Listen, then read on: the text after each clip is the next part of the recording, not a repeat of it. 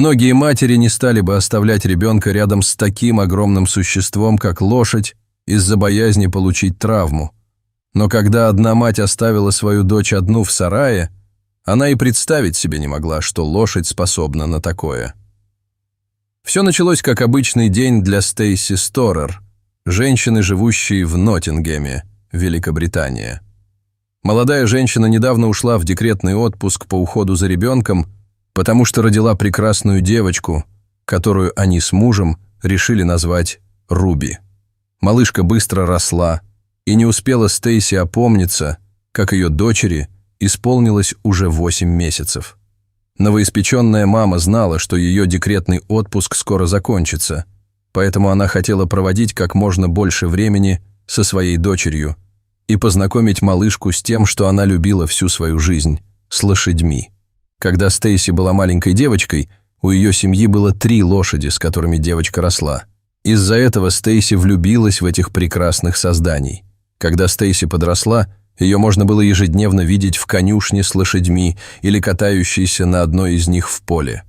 Помимо того, что она развлекалась с животными, например, каталась на них верхом и заплетала им гривы и хвосты, Стейси также выполняла всю тяжелую работу по уходу за ними. Она убирала все стойла, кормила и ухаживала за ними. Для Стейси они были невероятно важной частью ее жизни. К сожалению, когда девочка стала старше, ей пришлось оставить свой дом и лошадей, чтобы обзавестись собственным жильем. К сожалению, в том месте, где находился ее новый дом, не было места для содержания ее собственных лошадей.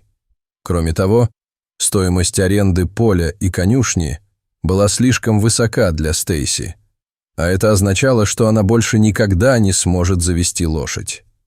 Хотя у молодой женщины не было собственных лошадей, это не помешало ей познакомить дочь с одним из самых важных аспектов своей жизни. К счастью, у Стейси была подруга, у которой были собственные конюшни.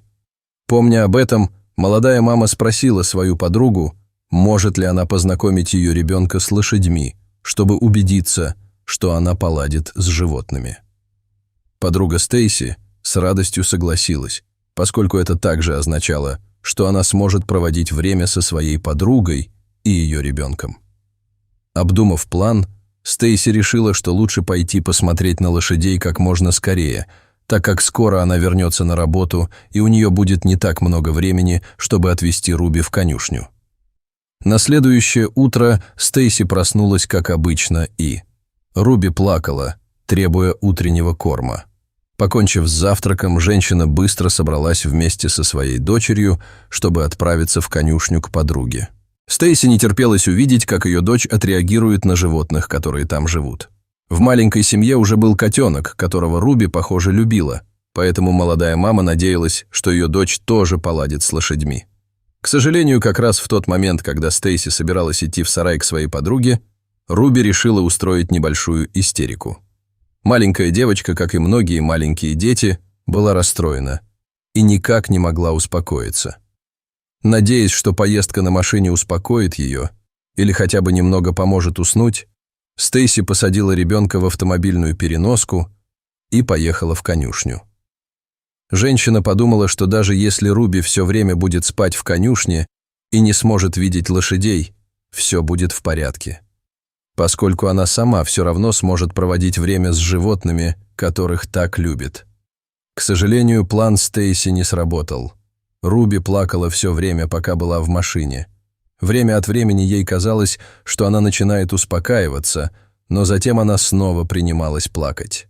Наконец Стейси добралась до конюшни своей подруги. Она очень нервничала, так как не знала, что сделать, чтобы успокоить дочь. Она проверила подгузник Руби, чтобы узнать, не нужно ли сменить подгузник, но он был чистым. Она также попыталась покормить ее снова, но та просто выплюнула предложенное молоко. Стейси действительно не знала, как успокоить свою малышку. Молодая мать вытащила Руби из машины, когда та еще сидела на своем сиденье, и направилась к сараю своей подруги.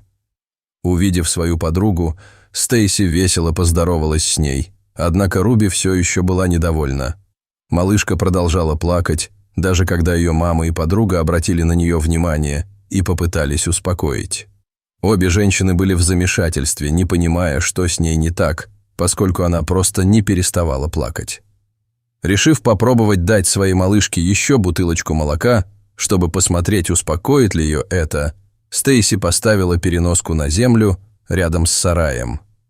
В стойле стояла лошадь по кличке Ред. Однако Стейси не беспокоилась о том, что оставит свою дочь рядом с лошадью, потому что она не могла до нее добраться. Все, что могла сделать лошадь, это высунуть голову из-за стены сарая, чтобы поближе рассмотреть плачущего ребенка. Но Стейси и не подозревала, что в конечном итоге лошадь совершит нечто невероятное. Когда молодая мама разогревала молоко до нужной температуры для своего ребенка, она вдруг заметила, что все стало очень тихо. Руби больше не плакала. Стейси услышала, как ее дочь начала смеяться. Сбитая с толку тем, что могло так быстро вызвать столь резкую перемену в поведении ее дочери, Стейси решила пойти туда, где находилась ее дочь, чтобы посмотреть, что произошло. Однако, когда она вернулась в конюшню, то была потрясена увиденным. Дверь. Ред, свесив голову через дверцу кабинки, тихонько покачивалась. Руби сидела на своем безопасном сиденье. Лошадка осторожно прижималась мордочкой к ручке автокресла, заставляя его слегка покачиваться взад-вперед. Малышка, которая все еще сидела на сиденье, радостно захихикала от этого движения и улыбнулась лошади, сидевшей на ней. Видя, что трюк с хихикающей малышкой сработал, Ред продолжил делать это снова, тужась. Руби несколько раз качнула сиденье, чтобы оно продолжало раскачиваться. Малышка с удивлением смотрела на лошадку, не переставая улыбаться. Увидев это необычное взаимодействие, Стейси быстро достала телефон и начала записывать его. Затем она выложила видео в интернет, и оно быстро стало вирусным. Я чуть не расплакалась, когда увидела его реакцию. «Я была немного ошеломлена», — сказала Стейси в интервью. Когда мы вошли, Руби была очень расстроена, она кричала и вообще не веселилась. Но когда она увидела Реда, она перестала плакать и просто уставилась на него. Поэтому он отвел ее посидеть возле своего сарая. Это был такой волшебный момент. Я выросла среди лошадей, у меня их было 3, и я хотела быть такой же для нее. Затем Стейси рассказала, что сначала она немного волновалась, когда Руби это не понравилось, но как только она села рядом с Редом, как будто кто-то щелкнул выключателем. Она продолжала показывать на него пальцем и смотреть на него, и ей понравилось, когда он начал передвигать автокресло. Я не знаю, как Ред так сильно повлиял на нее, но в ту ночь она спала хорошо. Видя, что ее дочь, похоже, унаследовала ее любовь к лошадям, Стейси продолжала наблюдать за тем, как малыш общается с лошадью.